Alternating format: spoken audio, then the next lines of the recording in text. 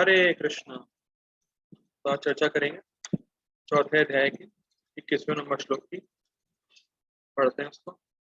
निराशीर्यत चित्तात्मा त्यक्त सर्व परिग्रहः शारीरं केवलं कर्म कुर्वन्नाप्नोति किल्बिषम्। निराशीर्यत चित्तात्मा त्यक्त सर्व परिग्रहः शारीरं केवलं कर्म कुर्वन्नाप्नोति किल्बिषम्।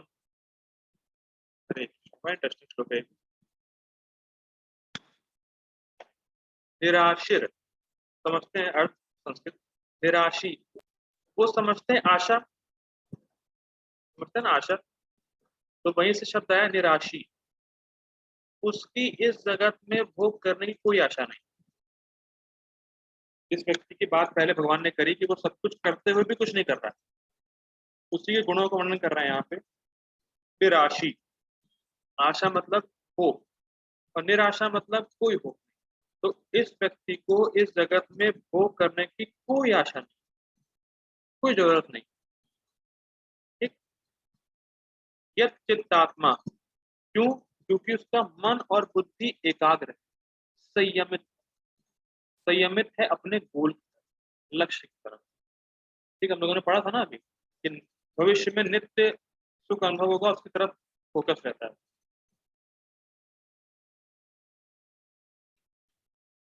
ठीक है। त्यक्त सर्व परिग्रह, इस जगत में कोई वस्तु है, तो इस जगत में कोई भी वस्तु मेरी है, वो इस भाव को छोड़ देता है। फिर रिपीट कर रहा हूं। त्यक्त सर्व परिग्रह, इस जगत, पहली बात तो उसको इस जगत में भोग करने की इच्छा नहीं है, पहला पॉइंट। और उसका मन और बुद्धि फोकस्ड है अपने गोल की तरफ। और दूसरा, उसको इस जगत में जो वस्तु दिख रही है वो ये जानता है कि वो मेरी नहीं, अपने स्वामित्व भाव को छोड़ दिया है। त्यक्त, त्यक्त मतलब त्याग कर, सर्व मतलब सारा, परिग्रह स्वामित्व की भावना, उसने अपने सारे स्वामित्व की भावना त्याग दी है कि कोई भी वस्तु मेरी, या ऐसा कह सकते हैं कोई भी वस्तु मेरे भोग के लिए। और मुझे ये पूछने की जरूरत नहीं है कि हम लोग में ये भाव है कि नहीं। देखिए ये बड़ा इंटरेस्टिंग है कि जो हम लोग गीता पढ़ रहे हैं स्टैंडर्ड है, यहाँ तक हमें पहुंचना है इसलिए पढ़ते। अगर हमें स्टैंडर्ड पता ही नहीं होगा तो पहुंचेंगे कहाँ? तो ये स्टैंडर्ड बताया जा रहा है कि हमें यहाँ तक पहुंचना है। और भगवत गीता का स्टैंडर्ड हम तभी प्राप्त कर सकते हैं जब हम नाम जप अच्छे से करें। ये बहुत इंपॉर्टेंट बात है। गीता का स्टैंडर्ड हम तभी अचीव कर पाएंगे जब हम अच्छे से नाम जप करेंगे। ठीक? ये हरि नाम से ही गीता के स्टैंड पे पहुंचा सकते हैं, ऐसा कहते हैं। ठीक, आगे पढ़ते हैं। शारीरम केवलम कर्म, शरीर धारण हो जाए, बस शरीर निर्वाह हो जाए, सिर्फ उसके लिए ही वो कर्म करते। शारीरम केवलम कर्म। अब भागवतम के 5वें स्कंद के 5वें चैप्टर के 23 नंबर श्लोक में जीव गोस्वामी कमेंट्री में लिखते हैं कि शरीर निर्वाह हो जाए वो ठीक है, लेकिन भक्ति निर्वाह भी हो जाए, इतना भी कमाना चाहिए, इतना भी कर्म करना चाहिए। मतलब भाई ऐसा भी नहीं है कि हम दिए भी नहीं खरीद सकते, घी भी नहीं खरीद सकते। मतलब जो भक्ति, थोड़ा बहुत भक्ति भी हो जाए जो भक्ति के लिए जरूरी है, यानी आरती भी नहीं ले सकते भगवान के लिए, तो शरीर चल जाए और भक्ति हो जाए, इतना ही कर्म करना चाहिए या इतना ही प्रयास करना चाहिए। ठीक। कुर्बन नापनोति किल विषम, ऐसा व्यक्ति सब कुछ करते हुए भी पाप ग्रहण नहीं करता या पाप से बचा रहता है। या ऐसा कह सकते हैं पानी में है तो भी गीला नहीं हो रहा, ऐसा कह सकते हैं। पानी में है, पानी के अंदर, लेकिन फिर भी गीला नहीं हो रहा। तो ऐसा व्यक्ति जो शरीर के लिए कार्य कर रहा है, पहली बात, और भक्ति हो जाए या भक्ति के लिए जो सामग्री चाहिए वो हो जाए प्राप्त, उसके लिए उतना ही कार्य कर रहा है। और अब कोई भी स्वामित्व की भावना नहीं कि जो जगत में वस्तु दिख रही है वो मेरे भोग के लिए या मेरी है। इंटरेस्टिंग बात, मान लीजिए कि गृहस्थ आश्रम में है, तो आप उससे कहें कि ये माता जी किसकी है? मेरी वाइफ है। तो अरे आप तो कह रहे हैं मेरी वाइफ है, मतलब आप स्वामी तो जता रहे हैं मेरी है, ये कैसे, क्या उत्तर है भाई? आप कहेंगे ना मेरी वाइफ है, मेरी है, मेरी बीवी है, मेरी स्वामी तो जता रहे हैं आप, तो मेरे बच्चे, अरे ये कैसे हो गए? देखिए इंटरेस्टिंग है, ठीक है आपके हैं तो ठीक है, लेकिन हमें समझना चाहिए कि जीवात्मा कृष्ण, और मुझे इनकी सेवा के लिए अलॉट किया गया है कृष्ण के। ये है एक आइडियल गृहस्थ, कि जिसमें दोनों पति पत्नी बच्चे सब मिलके भक्ति करें, और ये समझे कि जो जो वो है पति है, वो ये समझे कि बच्चे और पत्नी ये कृष्ण के अंश हैं, और इनकी सेवा के लिए कृष्ण ने मुझे चुना है। तो वो इस भाव में जो व्यक्ति रहेगा, वो देखिए है उसकी ही पत्नी, लेकिन फिर भी वो एज अ पत्नी नहीं देख रहा है अपनी, वो कृष्ण का अंश देख रहा है कि कृष्ण के हैं, बस सेवा के लिए मुझे दिए गए हैं कृष्ण के। ये बड़ा ही ये उच्च स्तर है, हमारा नहीं है अभी ये। कोई ये मत सोचे कि हमारा है, और अगर जिसका है तो हैंड रेस करे। ठीक है, हरे कृष्णा। तो ऐसा व्यक्ति करता हुआ भी पाप में नहीं फंसेगा। कुर्बंती ना अपनोति किल। आगे बढ़, ऐसा ज्ञानी पुरुष पूर्ण रूप से संयमित मन तथा बुद्धि से कार्य करता है। ओके, अब मेरा क्वेश्चन, संयमित मन का मतलब क्या है? बहुत गंभीर प्रश्न है, बहुत इंटरेस्टिंग है। तो आंसर देना चाहता है दे सकता है। संयमित मन का, ऐसा ज्ञानी पुरुष पूर्ण रूप से संयमित मन तथा बुद्धि से कार्य करता है। बड़ा इंटरेस्टिंग मतलब है इसका। जी प्रभु जी बताइए। तो ये संयमित मन, जिसका मन भगवान में लगा रहता है हमेशा। आंसर लगा रहता है, ओके ठीक है। और कुछ, कोई और आंसर, या टाइप कर सकता है, कोई दिक्कत नहीं है, टाइप कर दे मैं पढ़ लूंगा। देखिए ये क्लास जो नए हैं मैं बता दूं, ये क्लास चर्चा होती है, ये क्लास ये नहीं कि मैं बोलूंगा आप लोग सुनेंगे बस। मैं पूछता भी हूँ क्वेश्चन, आप लोग को जो लगता है वो आप शेयर भी कर सकते हैं। बहुत फ्री ओपन क्लास है, डिस्कशन होता है क्लास। तो मुझे ये भी हो सकता है, संयमित मन का मतलब ये है कि अगर उसको मतलब कोई भी मन मन के थ्रू अगर कुछ आइडेंटिफाई करता भी है, तो वो केवल कृष्ण के लिए ही करता है। मतलब अगर उसने देखा कि ये चीज है, मेरे मन को भा रही है, तो वो कृष्ण में लगाना चाहता है। ओके ठीक है वो ठीक है, ओके वो चीज कृष्णनाइज्ड करना चाहता है वो चीज। ओके। और कोई उत्तर? बड़ा ही शानदार इसका आंसर है। प्रभु जी ने थोड़ा थोड़ा सही बोला, लेकिन इतना स्पष्ट नहीं बोला है। स्पष्ट कोई करना चाहेगा थोड़ा सा और इजी लैंग्वेज में?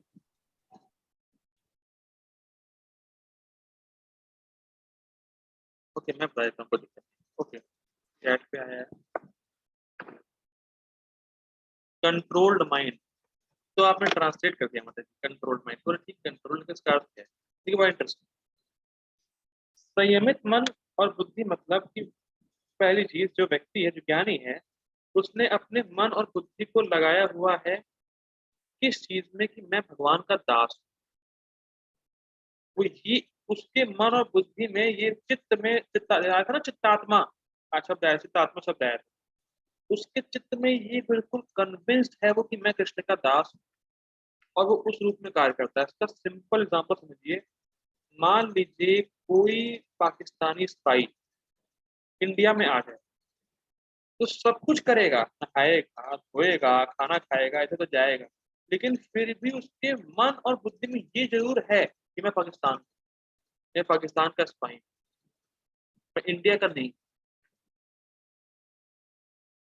रिपीट कर रहा हूँ, कोई बाहर से कोई स्पाई आया, कोई भी ऐसे ट्रेनिंग वगैरह उनकी होती है, प्लास ऐसा नहीं कह सकता, ट्रेनिंग होती है, मान लीजिए कोई स्पाई आए, तो वो ये सब कुछ कर रहा है, लेकिन वो ये अवगत है अपने आप से कि मैं पाकिस्तान का स्पाई हूँ और मैं इंडिया में। हो सकता है वो 20-30 साल रहे और सब कुछ करता रहे, लेकिन उसके कॉन्शियसनेस में, उसके मन और बुद्धि में ये उसके फिट है कि मैं पाकिस्तान का स्पाई, पाकिस्तान से। और मैं इंडिया में कुछ करने आया हूँ, जो भी स्पाई वगैरह थी समझते ही, तो उसको ये अवेयरनेस रहती है। सबसे मेन बात है अवेयरनेस। उसके 2400 घंटे व्यक्ति ज्ञानी पुरुष समझता है कि मैं कृष्ण का दास हूँ, और वो उसी रूप में कार्य करता है। अब मुझे बताने की जरूरत नहीं कि 24 घंटे हमारे अंदर ये भाव रहता है, नहीं रहता। वो आप समझते हैं और खुद जानते भी हैं कि आप 24 घंटे क्या आपके अंदर ये अवेयरनेस रहती है कि मैं कृष्ण का हूँ, तो क्या कृष्ण के लिए आप कार्य करते हैं, तो आप जानते भी नहीं। तो यही चीज हमें करना है कि हम कृष्ण के हैं। मतलब जब तक यहाँ पर है, जब मैं, इस पहली बात, जो पाकिस्तानी स्पाई है वो यहाँ रह रहा है तो वो जानता है कि मैं इंडिया का नहीं। एक और पॉइंट है, मैं इंडिया का नहीं पाकिस्तान का हूँ, तो हम सबको ये अवेयरनेस होनी चाहिए कि मैं इस जगत का हूं ही नहीं, मैं इस जगत का हूं ही नहीं। I am not the product of this material world, मैं इस जगत का हूं ही नहीं। ये अवेयरनेस 2400 घंटे रहती है जो ज्ञानी पुरुष कि मैं इस जगत का नहीं हूँ, लेकिन जब तक इस जगत में हूँ तब तक कृष्ण के लिए कार्य करना, कृष्ण का। तो ये है संयमित मन और बुद्धि, और वो उस उस अवेयरनेस से कार्य करता है। बात तो समझ में आ रही है? 2400 घंटे अवेयर है कि मैं कृष्ण का हूँ, मैं जगत का नहीं हूँ, लेकिन जब तक इस जगत में हूँ तब तक कृष्ण के लिए कार्य करता है। बहुत ही उच्च स्थिति है, लेकिन नाम जब अच्छे से करते रहेंगे, पढ़ते रहेंगे, गीता वगैरह पढ़ते रहेंगे, हृदय शुद्ध होगा, तो हम लोग वहां पहुंचेंगे। अपनी संपत्ति के सारे स्वामित्व को त्याग देता है और केवल शरीर निर्वाह के लिए कर्म करता है। इस तरह कार्य करता हुआ वह पाप रूपी फलों से प्रभावित नहीं होता। ठीक है, तो स्पष्ट है। गीता भूषण टीका। इन श्लोकों में आरूढ़ व्यक्ति की अवस्था का वर्णन है, जिसने ज्ञान निष्ठा के लक्ष्य की प्राप्ति कर ली है। इंटरेस्टिंग बात। अभी हम लोग पढ़ रहे थे आरुरुक्षु, अब है ये आरूढ़। ये फिलहाल छठे छठे चैप्टर में आएगा, ये टर्म्स आएंगे। आरुरुक्षु मतलब वो चढ़ रहा है। और देखिए, वो जानते हैं ना आप, आरूढ़, आरूढ़ हो जाना, पता है ना आरूढ़ हो जाना मतलब क्या? आरूढ़ मतलब एक जगह टिक जाना, स्थित हो जाना। तो आरूढ़ मतलब जो आत्मज्ञान प्राप्त कर चुका है। रिपीट कर रहा हूँ, जो पहले श्लोक आए थे उसमें था कि व्यक्ति निष्काम कर्म से आत्मज्ञान की ओर जा रहा है, आरुरुक्षु। अब इन तीन श्लोक मतलब 21 है ना, 21, 22, 23, इन तीन श्लोकों में बताया जाएगा कि जो आत्मज्ञान प्राप्त कर चुका है उसके गुणों का वर्णन किया जाए। जिसने ज्ञान की निष्ठा के लक्ष्य को प्राप्त कर लिया, जो आत्मज्ञान में आ चुका है, जो आरूढ़ हो चुका है, जो लक्ष्य को प्राप्त कर चुका है, जो अपने लक्ष्य में स्थित हो चुका है, उसके बारे में इन तीन श्लोकों में बात की जाएगी, 21, 22 और 23। ठीक, आगे बढ़ते। ऐसा व्यक्ति जिसके जिसके हृदय से फल की इच्छा निर्गत हो चुकी है, मतलब भोग की इच्छा है ही नहीं इस जगत में, उसे अपने लिए कुछ नहीं। निर्गत मतलब निरपेक्ष, उसको इस जगत से कुछ नहीं चाहिए, इस जगत से कोई आशा नहीं, निराशी, उसको जगत से कोई आशा नहीं, कोई फल या कोई भोग नहीं चाहिए। ठीक है, जिसका चित्त और देह वशीकृत है, मतलब कंट्रोल है, मतलब जिसकी इंद्रिया और मन कंट्रोल और भोगों में नहीं जा रही है, वो समझ रहा है कि कृष्ण का दास है, वैसा। और जो वस्तुओं में ममत्व से मुक्त है, ममत्व मतलब ये वस्तु मेरी है, तो वो इस भाव से मुक्त है। ठीक, उसका उद्देश्य केवल, ये इंटरेस्टिंग, उसका उद्देश्य केवल आत्मा का अवलोकन मात्र है। ठीक? तो ऐसा व्यक्ति कभी भी पाप को प्राप्त नहीं होता। करता रहूंगा, करता हूँ। यद्यपि वह अपने शरीर निर्वाह के लिए भौतिक पदार्थों को एकत्रित करने के लिए कर्म करता है, फिर भी वह पाप से लिप्त नहीं होता। देखिए, आत्मा का अवलोकन मतलब क्या? आत्मा की अनुभूति या आत्म साक्षात्कार, तो वो इसको प्राप्त कर चुका है। ठीक, तो ये फोकस होना बहुत जरूरी है कि वो आत्म साक्षात्कार या आत्मा के आनंद का अनुभव कर रहा है। और शरीर धारण करने का उद्देश्य जो उसका है वो भौतिक पदार्थ एकत्रित कर रहा है। यहाँ लिखा हुआ है, ऐसा नहीं कि जो आत्मज्ञान में हो गया फिर वो बस कुछ नहीं है तो ऐसे ही है, इतना नहीं। समझ रहे, कुछ लोग ऐसा ज्ञानी बन जाते हैं कि अब तो कुछ ऐसा, ये ब्रह्म सत्य जगत मिथ्या, सब मिथ्या है, ऐसा नहीं है। तो जो ज्ञानी भी है, जो आत्मा का अवलोकन मतलब आत्मा के आनंद में डूब रहा है, ऐसा कह सकते हैं आत्मा के आनंद में है, तो वो व्यक्ति कभी भी पाप को प्राप्त नहीं होता। पाप की प्राप्त नहीं होता क्योंकि उसको भोग के लिए कुछ करना ही नहीं। भाई जब वो समझ चुका कि मतलब कृष्ण का दास हूं, जब वो इस अवेयरनेस में है, तो पाप की तो कोई संभावना नहीं, पहली चीज। और दूसरी, वो शरीर निर्वाह कर रहा है और भौतिक पदार्थ एकत्र कर भी रहा है, तो उसका एकमात्र उद्देश्य ये है कि उसको भक्ति करनी है, उसका शरीर निर्वाह और भक्ति निर्वाह हो सके, इसलिए वो शरीर को धारण किया। रिपीट कर रहा हूँ, आत्मा का अवलोकन करना या ऐसा कह सकते हैं भक्ति करना, उसका मेन उद्देश्य है शरीर निर्वाह के पीछे। ठीक, शरीर निर्वाह वो इसीलिए कर रहा है क्योंकि वो भगवान की सेवा कर सके इस शरीर से, बस उसको और कोई लेना देना है नहीं, उसको और इस जगत से कोई अपेक्षा नहीं, निराशा हो चुका है, निराशिर हो चुका है, इस जगत से कोई आशा नहीं है, बस वो अपना शरीर मेंटेन कर रहा है इसीलिए कि वो भगवान की सेवा कर सके। और ऐसा व्यक्ति पाप से कभी भी लिप्त नहीं होता क्योंकि वो अपने लिए कुछ कर ही नहीं रहा, तो कृष्ण की सेवा के लिए ही कर रहा है, अपना शरीर निर्वाह भी यहाँ तक कृष्ण की सेवा के लिए कर रहा है। बहुत बड़ी बात है।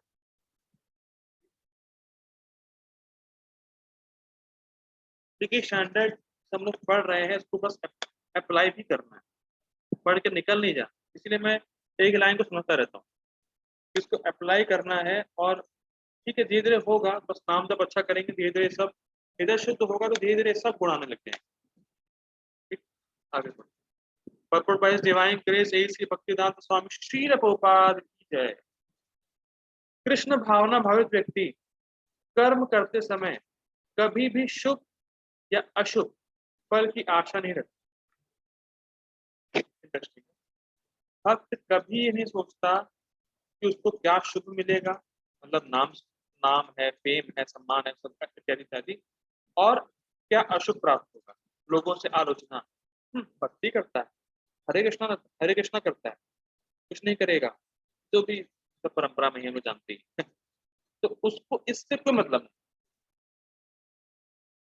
व्यक्ति कर्म कर रहा है, उसको शुभ प्राप्त होगा या अशुभ प्राप्त होगा, लोग उसको सम्मान देंगे या लोग उसका अपमान करेंगे, उसको कुछ अच्छी चीज मिलेगी, कुछ अच्छी चीज नहीं मिलेगी, उसका इस चीज से कोई फोकस नहीं। उसका फोकस एकमात्र है कि मुझे कृष्ण के लिए कर्म करना, उसको आशा ही नहीं है। वो बड़ा अच्छा इसमें वो याद आ गया, ऋणादपि सुनीचेना तरोरपि सहिष्णुना अमानी ना मान देने। वो सबको मान दे रहा है, उसको बदले में अपने मान की चिंता है। इतने क्या अच्छा मिलेगा उसको, क्या बुरा मिलेगा, उससे उसको कोई लेना देना ही नहीं। वो बिल्कुल आउट हो चुका है उसको बस ये है कि मैं अपना शरीर तो चला रहा हूँ कृष्ण की सेवा के लिए, बस मुझे वो करते रहना है, बाकी लोग क्या बोल रहे हैं, बाकी शुभ क्या मिल रहा है अशुभ क्या मिल रहा है, उससे उसको कोई सरोकार नहीं। बड़ा ही डिफिकल्ट है क्योंकि कई बार ऐसा होता है कि भाई जब हम लोग भक्ति कर रहे हैं और किसी ने कुछ भी बोल दिया खराब, तो जब के समय में आता रहता है, क्यों बोल दिया, अरे कैसे बोल दिया मुझे, मैं दिखाऊंगा उसको। तो ये सब क्या है, सब यही है कि अभी भी हम लोग शुद्ध नहीं हुए, अभी भी हम लोग इस स्तर पर नहीं पहुंचे, क्योंकि अभी भी हम उससे अफेक्ट हो जाते हैं। देखिए अगर किसी चीज की आपको आशा नहीं, तो वो हो चाहे नहीं तो फर्क नहीं पड़ता। ये बात समझ में आ रही है, आपको किस चीज की आशा है, वो हो गया तो आप सोचते हैं हाँ ये हो गया, खुश हो जाते हैं, और नहीं हुआ तो दुखी हो जाते हैं। तो ये बात दिखा रहा है कि व्यक्ति सुख और दुख से ऊपर आ चुका है। और ये अगला श्लोक आने वाला है, इसलिए मैं थोड़ा लिंक तय कर रहा हूँ। जो ये व्यक्ति है उसको किसी चीज से आशा ही नहीं। जब देखिए हम लोग कहते हैं ना, एक्सपेक्टेशन हर्ट्स द मोस्ट, ऐसा कोट वगैरह है ना, एक्सपेक्ट आशा है किसी चीज से तो वो हमें सुख दुख देगी।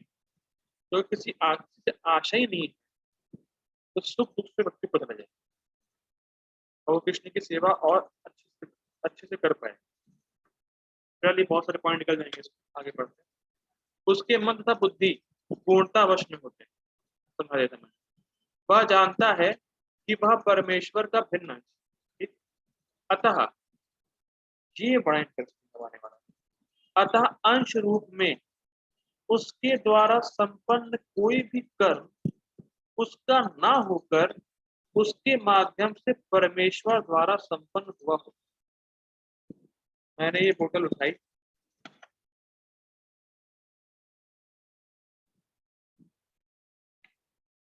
और पानी पी ली,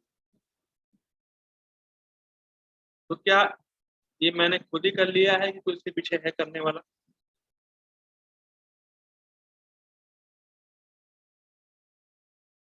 जैसे मैं हाथ हिला रहा हूँ, ठीक है, सब कर रहा हूँ, करने वाला है कोई? करने वाले हैं, ठीक है, ओके, ठीक है, थैंक यू।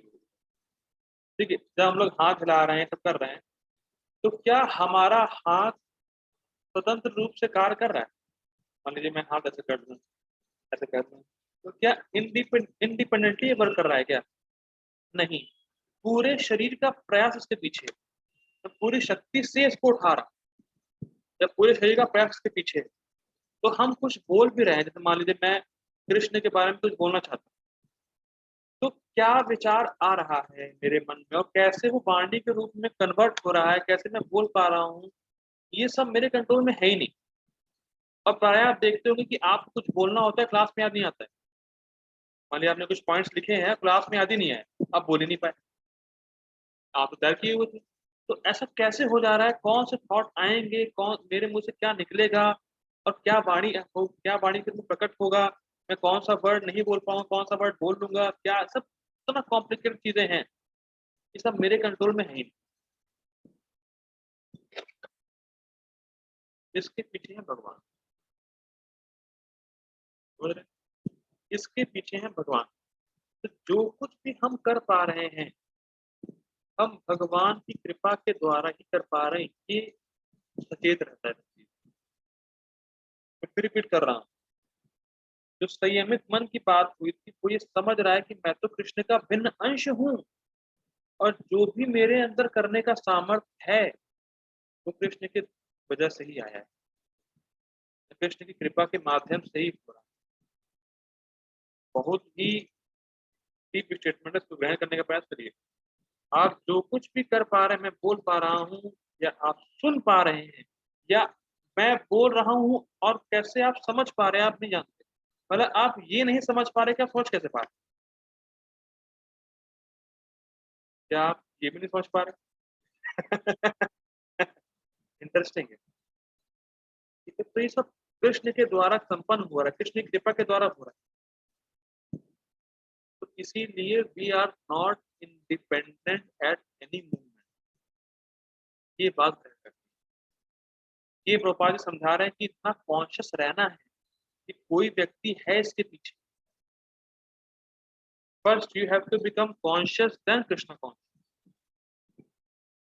तो जो ज्ञानी है वो सचेत है कि मैं कृष्ण का हूँ, और जो जो भी मैं कुछ कर पा रहा हूँ, जो भी कृष्ण की सेवा भी कर पा रहा हूँ, जो भी आप हरे कृष्णा महामंत्र सुबह बोल भी पा रहे हैं, वो भी कृष्ण आपको याद दिला रहे हैं। चर्चा करी थी हम लोगों ने। तो वो ये सबसे कॉन्शियस। ठीक है, आगे बढ़ते हैं। जब हाथ हिलता है तो यह स्वेच्छा से नहीं हिलता, अपितु सारे शरीर की चेष्टा से हिलता है, वो तो बता दिया। कृष्ण भावना भावित व्यक्ति भगवत इच्छा का अनुगामी होता है, क्योंकि उसकी निजी इंद्र तृप्ति की कोई कामना नहीं होती, तो स्पष्ट। वह यंत्र के एक हाँ इन वह यंत्र के एक पुर्जे की भांति हिलता डुलता है। जिस प्रकार रख रखाव के लिए पुर्जे को तेल और सफाई की आवश्यकता पड़ती है, उसी प्रकार कृष्ण भावना भावित व्यक्ति कर्म के द्वारा अपना निर्वाह करता है।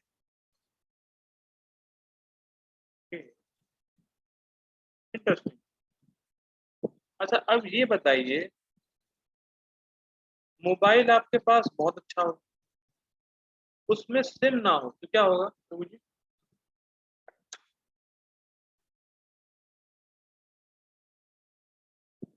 अरे कृष्ण प्रभु जी, आपकी आवाज नहीं आ रही। मोबाइल आपके पास बड़ा अच्छा है, एप्पल का लिए हुए हैं, लेकिन सिम नहीं पड़ा उसको। क्या काम का, कुछ काम का है? नहीं प्रभु जी। अच्छा, एक इंटरेस्टिंग बात है। तो अनुभव है मेरे साथ।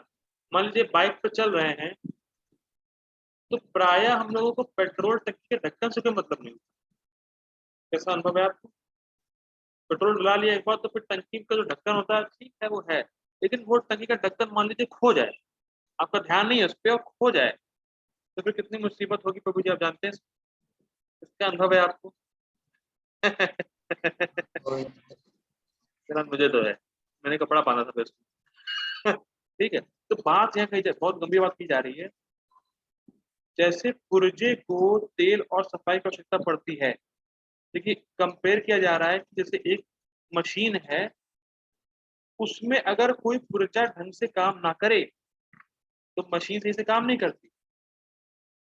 तो वैसे ही कहा जा रहा है कि जो पुर्जा है वो है जीव, या ऐसे कहते हैं हाँ वो जीव है। तो इसीलिए, और इंटरेस्टिंग बात है, जो पुर्जा है वो पूरे मशीन के लिए है। ये बात समझ में आती नहीं आती है? जब अगर आप पेट्रोल के टंकी का ढक्कन ऐसे रख लेंगे, मान लीजिए ऐसे आप घूम रहे हैं इसको लेके ऐसे, तो क्या काम का? तो काम का नहीं है। ये अगर आपने मोटरसाइकिल में फिट कर दिया उसको, तो काम का है।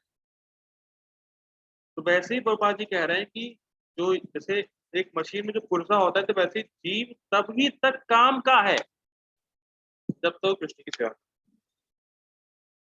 और पुर्जा है तो कुछ ना कुछ सफाई और तेल की आवश्यकता पड़ती है। तो वैसे ही जीव को अपने शरीर के रख रखाव की आवश्यकता पड़ती है, किस लिए? कि वो कृष्ण की सेवा कर सके। एक पेट्रोल टंकी के ढक्कन को आप साफ सफाई सही से रखेंगे, क्योंकि वो मोटरसाइकिल की सेवा कैसे कर सकते हैं। तो वो जी सही बात है कि नहीं?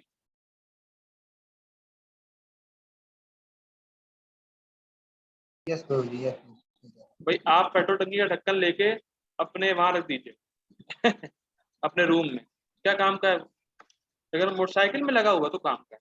ठीक है, तो वही बात हो रही है कि जो भक्त है वो अपने शरीर का रख रखाव करता है कि कृष्ण की सेवा करनी, कृष्ण की सेवा के लिए करता है।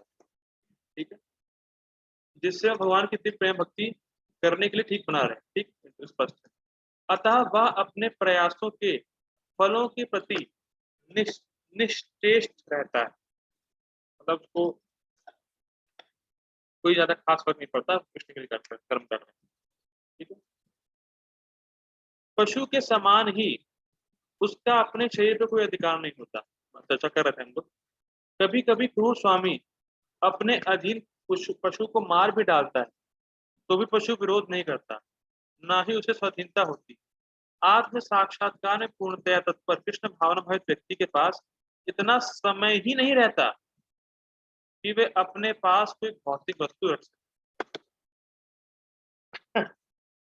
प्रभु जी ये क्या है? भौतिक वस्तु है कि नहीं मोबाइल। है? भौतिक वस्तु है कि नहीं मोबाइल। है? भौतिक वस्तु है कि नहीं, पहले बताइए।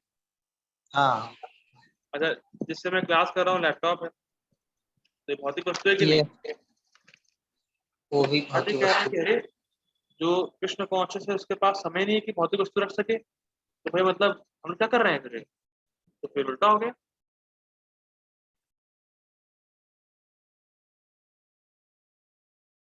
बताइए बताइए, भाई तो उल्टा हो गया ना। गोपाल जी क्या कह रहे हैं कि उसके पास जो समय ही नहीं रहता कि वह अपने पास कोई भौतिक वस्तु रख सके। भाई मैं तो लैपटॉप भी रख रहा हूँ, मोबाइल भी रख रहा हूँ, तो मतलब मैं तो भौतिक वस्तु रख रहा हूँ, मतलब कुछ नहीं होने वाला मेरा तो फिर।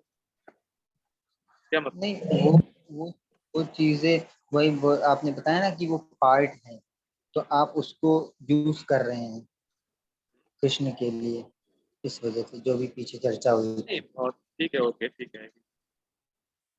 Okay, we are using this material things in the service of Krishna. Okay, Hari बोल। ठीक है, ठीक है, बड़ा इंटरेस्टिंग पॉइंट है।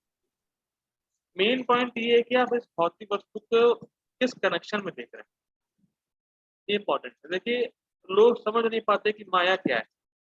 गोपा जी स्पष्ट बोलते हैं, माया मतलब है किसी वस्तु को आप कृष्ण के संबंध में नहीं देख रहे, वो माया है। स्पष्ट हो गया? किसी संबंध किसी वस्तु को कृष्ण के संबंध में ना देख पाना, ना देखना, ये माया। अगर मैं इस वस्तु को कृष्ण के संबंध में देख रहा हूँ कि मैं इससे कृष्ण की सेवा करूंगा, कृष्ण के प्रचार कार्य में इसको यूज करूंगा, ये लैपटॉप मैं प्रचार के लिए यूज करूंगा, तो फिर वो भौतिक वस्तु है ही नहीं, भौतिक वस्तु ही नहीं है वो। बाजी बोल, ठीक है। तो मतलब हमें ऐसी वस्तु नहीं रखनी कि जो हमें भोग की तरफ खींचे, ये प्रभुपाद जी पॉइंट कह रहे हैं। ऐसी कोई भी भौतिक वस्तु को हमें नहीं जगह देनी है अपने पास जो हमें भोग के लिए प्रेरित करे, जो हमें कृष्ण से उसके संबंध से दूर करे, ऐसा कहने का मतलब, ठीक है। और अगर हम कोई भौतिक वस्तु रख भी रहे हैं, कृष्ण की सेवा में लगा रहे हैं, तो वो वस्तु भौतिक रह ही नहीं गई तरफ। इंटरेस्टिंग। अपने जीवन निर्वाह के लिए आगे बढ़ते हैं, उसे अनुचित साधनों के द्वारा धन संग्रह करने की आवश्यकता नहीं रहती, अतः वह ऐसे भौतिक पापों से कलमशग्रस्त नहीं होता, वह अपने समस्त कर्म फलों से मुक्त रहता है। यहाँ पे बहुत इंटरेस्टिंग पॉइंट है कि अगर मान लीजिए मेरी सिर्फ इतनी ही आवश्यकता है कि मैं कृष्ण की सेवा करूं और भक्ति सही से कर सकूं और क्या कर सकते हैं, सही निर्वाह हो सके, तो क्या मैं ऐसे साधनों को पकड़ूंगा जहां से मुझे बहुत धन मिलने की, मतलब अगर क्या कह सकते हैं ऑफर आ रहा हो, तो मुझे क्या कहना है, बस मुझे अपना शरीर चलाना है, कृष्ण की सेवा के लिए थोड़ा बहुत करना है, तो क्या मैं ऐसा ऑफर पकड़ूंगा कि जिससे मुझे बहुत धन मिल जाए? क्या क्या कहना है? नहीं गुरु जी, बस इतना हो बस। हाँ इतना हो, ठीक है। भक्ति वाली बड़ा इंटरेस्टिंग है, देखिए कितना ही हो। अच्छा, अगर मान लीजिए मैं बहुत धन, मैं ऐसा कर भी लूँ, बहुत धन ले भी आऊँ, तो क्या धन मुझे भोग के लिए प्रेरित नहीं करेगा? अरे यार इतना पैसा, थोड़ा सा अपने लिए, थोड़ा तो अपने लिए, थोड़ा तो अपने लिए चलता है यार, मतलब बिल्कुल बिल्कुल करेगा, करेगा। बिल्कुल करेगा। इसीलिए प्रोपाल जी बात लिख रहे हैं, बहुत गंभीर बात है। ज्यादा पैसा होगा तो वो आपको भोग के लिए खींचेगा ही, इसीलिए प्रोपाल जी कह रहे हैं कि उसके पास ना समय ही नहीं है कि वो अधिक परिश्रम करे धन संचय करने, ये लिंक, उतना उसके पास ना समय नहीं, उसने उसको थोड़ा बहुत चाहिए, थोड़ा बहुत उसको मिल गया, वो कृष्ण की सेवा कर रहा है, बस मजे से है वो। तो ये बात हमें ध्यान रखनी कि भगवान के लिए सब कुछ और अपने लिए बहुत कम। ये एक हाईलाइटेड पॉइंट इस सीखने वाला श्लोक, भगवान के लिए सब कुछ, अपने लिए बहुत कम, इतना जरूरी है भगवान की सेवा करना। और जब व्यक्ति ऐसे कार्य करता है तो पाप तो कोई संभावना ही नहीं है, और जो कर्म फल है उससे वो मुक्त हो जाता है। जैसे जैसे भगवान की सेवा करता है तो धीरे धीरे उसका हृदय शुद्ध होता है, और जो पहले कर्म फल है उससे भी व्यक्ति मुक्त हो जाता है। ठीक है, तो आज हम लोग ने यही पढ़ा, ठीक है, हम लोग रुकते हैं फिर। हरे कृष्ण। हरे जगत गुरु श्रील प्रभुपाद की जय। कृष्ण। हरे हरे कृष्ण।